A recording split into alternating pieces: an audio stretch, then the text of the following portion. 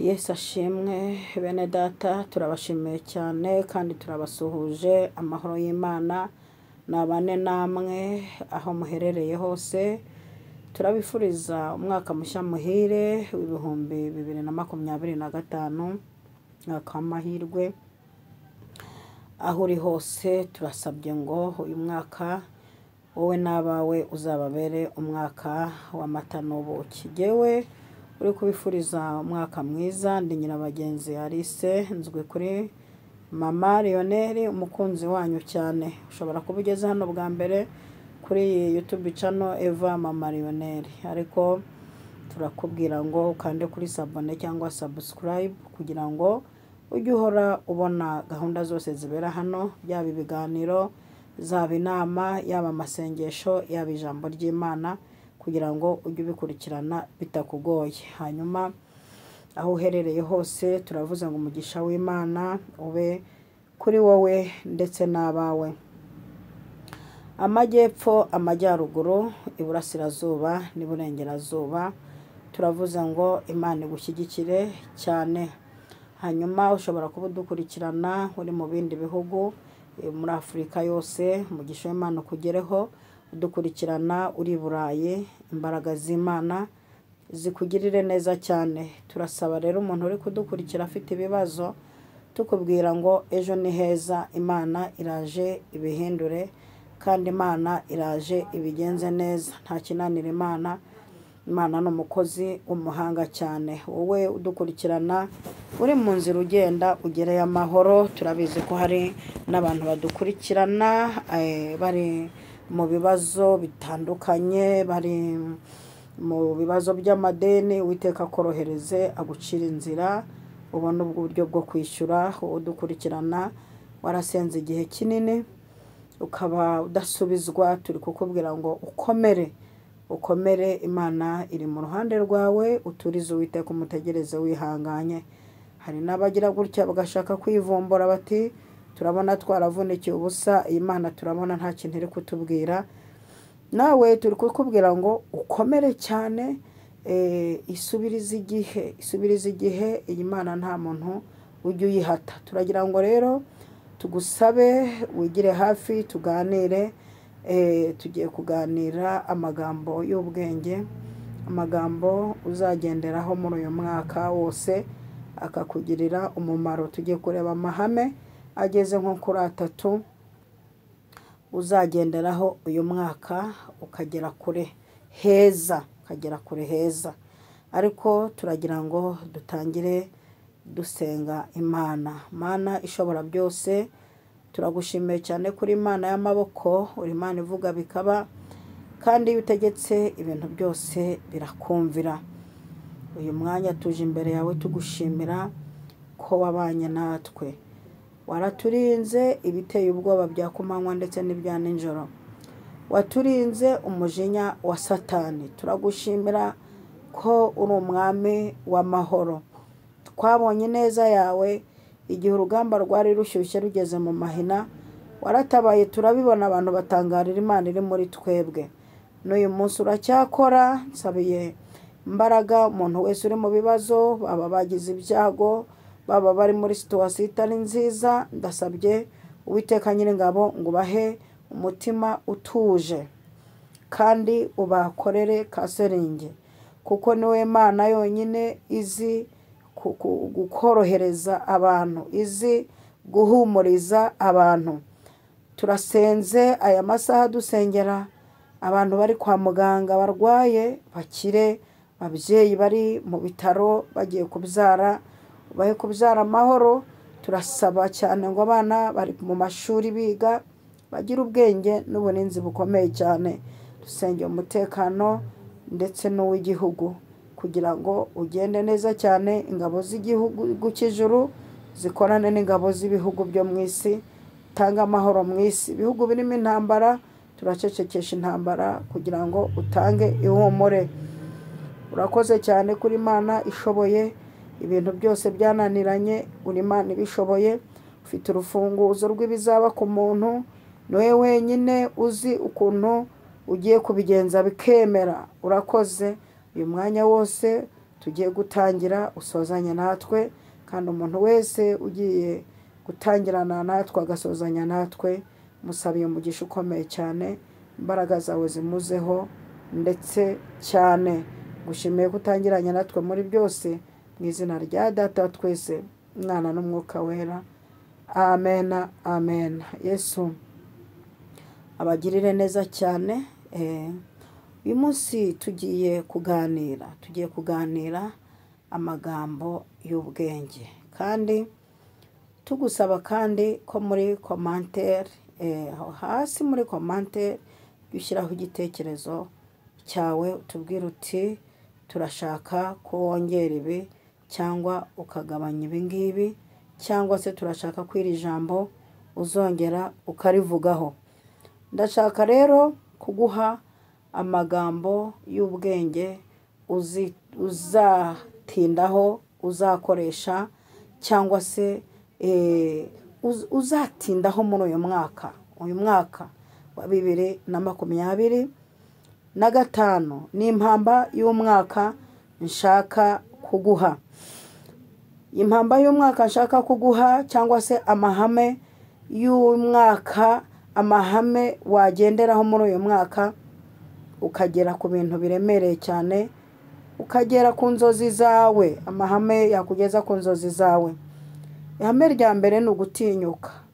Muri uyu mwaka uzatinyuke, bitagombeye ngo ufite imyaka ingana gute. Wowe ubashije kunkurikirana, bitagombeye ngo warize menshi, nushaka ube warize make.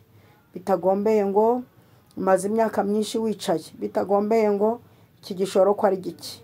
Ihame rya mbere uzakoresha uyu mwaka ukagera ku nzozi zawe ni ugutinyuka. Gutinyuka ndetse cyane. Iryo ni ihame rya mbere uzakoresha uyu mwaka. Iyo watinyutse, hari imbaraga, hari support Imana izanira abantu batinyutse. Kandi iyo watinyutse inshuro nyinshi wemera no gufata risk, kugira ngo ugere ku nzozi zawe, kugira ngo ugere kure heza, ugere ku byo abantu batagukekeraga cyangwa batakwifurizaga. Muri uyu mwaka kuva muri uku kwezi kwa mbere kugeza mu kwa 12, uzatinyuke. Nigishaka kibi gishoro gito, uzatinyuke. Nihashake habe abandi barahakoreye bagahomba, uzatinyuke. Gutinyuka. Hari umuntu muri mbyo yaririmbye ngo ntutinye we gucogora, ntahinduka aragukunda, Yesu ni byose umufite. Gutinyuka. Iryo ni ihame rya mbere turi kuvugaho, ryo gutinyuka. Muri uyu mwaka uzagire gutinyuka cyane. Reka mbabwire umwe mu bantu cyangwa se babiri batinyutse ariko bakagera ku nzozi zabo. Gutinyuka ni ukwikuramo ubwoba. Ngo ubukwe ngo sinabushobora. Tinyuka uzabushobora. Ngo sinajya kwiga ngo mbimenye ngo ndakuze. Tinyuka. Iri ni ihame uzakoresha muri uyu mwaka ukagera ku nzozi zikomeye nutinyuka. Tinyuka. Hari umwe mu bantu nshaka kwifashisha muri Bibiliya bagize gutinyuka gukomeye, uwo bita Rusi. Yaratinyutse aravuga ati ko biri kose reka nkurikire uyu mubyeyi nubwo ntazi aho agiye, nubwo ntazi situation zaho agiye, ariko reka ntinyuka. Aratinyuka aranarahira. Ibaze, yaratinyutse ashyiraho n'indahiro. Aravuga ati jewe winyingingira kugusiga ngo nsubireyo, aho uzagwa niho nzagwa. Imana yawe ni izaba Imana ya bwoko bwawe, nibwo buzaba ubwoko bwanjye. Iryo ni ihame Rusi yagendeho ryo gutinyuka. Muri uko gutinyuka yageze kwa Bowazi guhumba, nabyo biva mu gutinyuka. Hari abantu batinya ngo umuntu wabona nkora akazi kameze gutya. Ibi bintu byagiye bibasikigingiza muri iyi myaka ishize byo kwiha gutinya, bituma usikigingira. Ariko muri uyu mwaka ihame uzagendera rikakugeza ku nzozi zawe. Gutinyuka. Wakakazi ngo sinzanagakora, ngo wabona nkora ibintu bingana gutya twariganye, ngo wabona nkora ibintu bimeze gutya ngo mfite masters. Ko nugutinya kuva ku badayimone. intwaro ya mbere Satani akoresha kugira ngo agushobore ni iterabwoba, ariko uyu mwaka nutinyuka uzagera ku nzozi zikomeye. Imana ihabwe icyubahiro cyane. Undi muntu watinyutse, umuhungu witwa Dawidi yaratinyutse, atinyuka urugamba pardon, atinyuka urugamba bene se rwananiye, abasirikare bakomeye bananiwe, Sawuli byamucanze, aratinyuka haravuga ati uko biri kose uriya Mufilisitiya utarakebwe, uyu Mufilisitiya utubaha Imana arapfa nk'imwe mu nyamaswa niciye hariya mu ishyamba, arapfa nk'imwe muri za dubu, arapfa nk'imwe muri za ntare. Goliyati yishwe no gutinyuka kwa Dawidi. Imana itugirire neza cyane. Urasabwa gutinyuka, nutinyuka uzakora ubukwe kandi bwiza, ariko nugumya gutinya uzarinda ugira imyaka 50 uri muri sindabona y'intebe, sindabona y'igitanda, sindabona ya kamera, sindabona inkwano, ariko tinyuka. Imana itugirire neza cyane. Tinyuka. Ari n'abantu bagiye bitinya mu muhamagaro bibaviramo gusikigengera. Umuntu akitinya ngo iki sinagishobora, ngo sinashobora kuririmba, ngo sinashobora kudiyakona, ngo sinashobora kubwiriza, ngo sinashobora kuyobora itorero. Ubwoba nicyo kintu cya mbere cyagiye cyica abantu. Reka nkubwire ubwoba uburyo bwakoze ibara ku bagabo 10 kandi bibigango.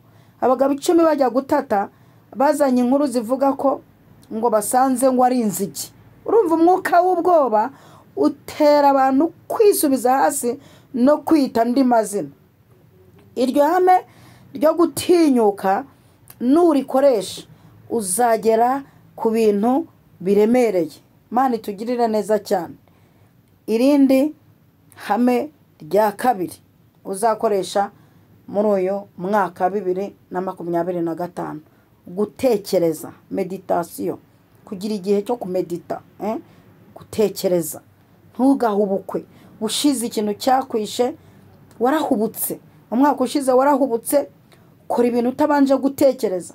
Iyo umuntu adatekereza ntakora neza, kubanza gutekereza, ese ibi mbikore, gutekereza mbikore gute, ko nari ntinyutse ariko nkaba ntinyutse ntafite gutekereza.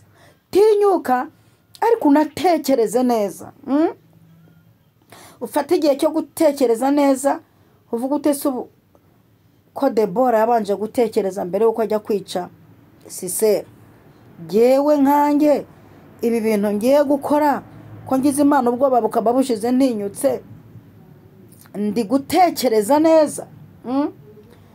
Tekereza neza.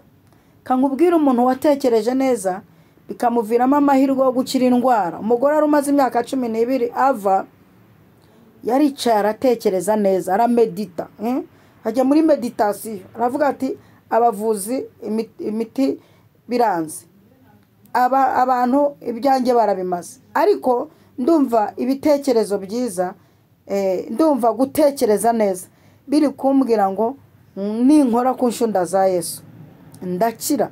Meditation ye yamuhaye gukora ku nshunda z'umwami Yesu, arakira. Ihame rya gatatu tugiye kuvugaho uzagenderaho muri uyu mwaka, gutindana n'abantu bagufitiye umumaro, gutindana cyangwa kubana n'abantu bafite umumaro kuri wowe. Umuntu utaraguhaye umwanya ntuzamuha umwanya, umuntu utaraguteza amatwi utagutega amatwi ntuzamuha umwanya, naho yaba ari babahanuzi cyangwa se babakozi bikora ku biti byabo cyangwa se babavuga butumwa cyangwa se babene wanyu. Umuntu utazaguha umwanya, ntuzamutindeho, uzatinde ku bantu umuntu baguha umwanya. umuntu utagutega amatwi ngo akumve, haba kuri telefone, haba kugushakira umwanya. Umuntu utamenya ngo umwana wa kabiri yishyura minerivare y'amafaranga angahe. Umuntu utakubwira ngo tujye mu masengesho iki kibazo kirakemuka. Umuntu utaryama ngo akurotere akubwira ati hari ikintu narose. Umuntu utakugira inama avuga ati ahantu nkorera biragenda, nawe kuri make uramutse uje gukora byagenda. Muri uyu mwaka ntuziha umwanya umuntu utagufitiye umwanya. Iryo ni ryo hame rya gatatu uzagenderaho ukagera ku nzozi zawe muri uyu mwaka wa 2025. Umuntu uzaguha umwanya, uzatindane nawe. Umuntu utazakumva. Uzirinde gutindana cyangwa se kubana n'umuntu utagufitiye umwanya. Umuntu utakumva, umuntu utakwitaho, umuntu utagukurikirana. Uyu muntu uzamwitondere. Iri hame nurigenderaho uzagera ku nzozi zawe. Hari irindi hame numva nshaka kuvuga, nubwo nari nababwiye amahame 3, ariko iri naryo reka ndivuge kuko tuzakomeza kuvuga n'ibindi byinshi muri uyu mwaka. Irindi hame uzagenderaho muri uyu mwaka, iterambere ryo rikihuta. Kuba umukurajeri, kugira courage mu byo ukora, kagira courage. Nimba ari ugusenga shyiramo courage, nimba ari ukuririmba shyiramo courage, nimba ari business shyiramo courage, nimba ari ugusurana shyiramo courage. Ibintu byawe byose uzashyiremo imbaraga. Mva ukuntu Bibiliya ivuga babwira itorero ry'Laodikiya ngo watorero ntukonje, ntunabize, ntukijijwe, nturi n'umupagane, ntiwera, ntunirabura. None ubwo udakonje ukaba utabize, ngiye kukuruka. Niko Imana ivuga. Imana itugire neza cyane. Mu bintu bizatuma ugira iterambere mu bintu byose uri gukora, iri hame ryo gushyiramo courage mu bintu byawe byose, nurikoresha uzagera ku bintu bikomeye. Imana itugirire neza cyane. Ngaya mahame nashatse kukuganiriza, yahindura ubuzima bwawe muri uyu mwaka, yakugeza ahantu hakomeye. Yakugeza ahantu hakomeye. Ibintu byose wajya gukora uhubutse, tekereza neza. Mbere yo guhubuka banza utekereze neza, umedite. Ufata umwanya wicara ahantu hirya ho mu kajaride, nimba ari amazi, agacupa k'amazi unywa, nimba ari agafanta unywa, icara ahantu ubanze utekereze neza. Iyo utekereje neza nibwo uvuga uti ibi bintu ngiyemo, ibi bintu natinyutse, nkaba mbitekereje, ahangaha ndafata risk. Hanyuma kubera ko nabikoze natekereje, natekereje. Uyu mugore namushatse natekereje, uyu mugabo namushatse nabitekerejeho. Nuvuga ngo kubera ko nari nabitekerejeho, ndafata risk zose zaboneka kuko nafashe umwanya wa meditation. Imana itugirire neza cyane. Muri uyu mwaka intekerezo zawe ndasaba Uwiteka ngo zibe nzima, nkuko umuririmbyi yavuze ngo ntuntunganyirize ubwenge, nzanezerwa, nzaguhimbaza. Imana idufashe kandi itugirire neza. Turagira ngo tuguhe umwanya usengane natwe aya masaha. Imana iguhe imbaraga zo kuzagendera muri aya mahame 4 tuvuze. Aya mahame nuyagenderaho uzagera ku bintu biremereye. Imana itugirire neza cyane. Reka dusenge. Mana urakoze, turagushimiye kubwo ijambo ryawe rikomeye. Uduhaye amahame 4 yo kugenderaho uyu mwaka, terambere ryacu rikagira umuvuduko ukomeye cyane, haba mu buryo bw'umwuka ndetse no mu buryo bw'umubiri. Alleluya. Turasabye ngo umuntu wese wari ufite imishinga mu mutwe we akaba yumvise ko muri uyu mwaka agiye gutinyuka, muhe n'imbaraga z'intekerezo nzima kandi umushyigikire. Umuntu wese wakurikiranyira ijambo ryawe, alleluya, akaba agiye gushyira mu bikorwa, akaba agiye gushyira aya mahame mu bikorwa. Haleluya, ko ugiye kumushyigikira. Ndasabye ngo ubwami bw'ijuru bumushyigikire ndetse cyane. Haleluya, haleluya. Urakoze nyakubahwa, ndagushimiye kugiye gushyigikira izi ntekerezo z'uyu muntu utinyutse akavuga ngo nubwo ubuganga babwiga imyaka myinshi, ndabwiga kugira ngo nanjye ejo nzakomere. Mushyigikira izi ntekerezo ze, shyigikira uku gutinyuka kwe. Haleluya, urakoze, ndagushimiye kuri Imana ikoze.